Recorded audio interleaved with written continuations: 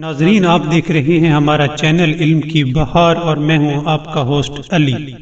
ناظرین، روایات میں ملتا ہے کہ حضرت فاطمہ کو رسول خدا نے شادی کے لیے ایک خوبصورت سوٹ دیا تھا۔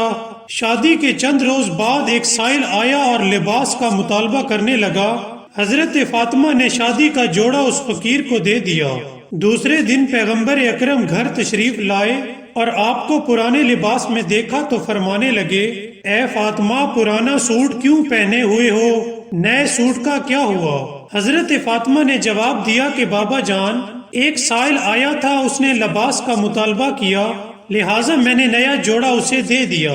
حضرت نے پوچھا کہ اے میری بیٹی، مجھے بتاؤ کہ ایسا کام تم نے کیوں کیا؟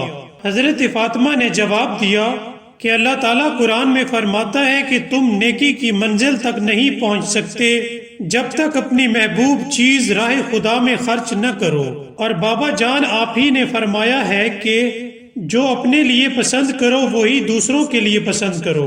مجھے وہ لباس بہت پسند تھا، لہٰذا میں نے پروردگار عالم اور آپ کی خوشنودی حاصل کرنے کے لیے وہ لباس راہ خدا میں دے دیا۔ ناظرین، اسی وقت جبرائیل نازل ہوئے اور کہنے لگے کہ خداوند عالم آپ پر اور آپ کی بیٹی پر درود و سلام بھیجتا ہے اور فرماتا ہے کہ اے میرے حبیب، فاطمہ جو طلب کرے گی ہم اسے عطا کریں گے۔ ناظرین، اس واقعے سے ہمیں سبق ملتا ہے کہ ہمارے ہاں اکثر شادی کا نیا جوڑا رکھا رہتا ہے، نہ ہم خود استعمال کرتے ہیں اور نہ کسی اور کو دیتے ہیں۔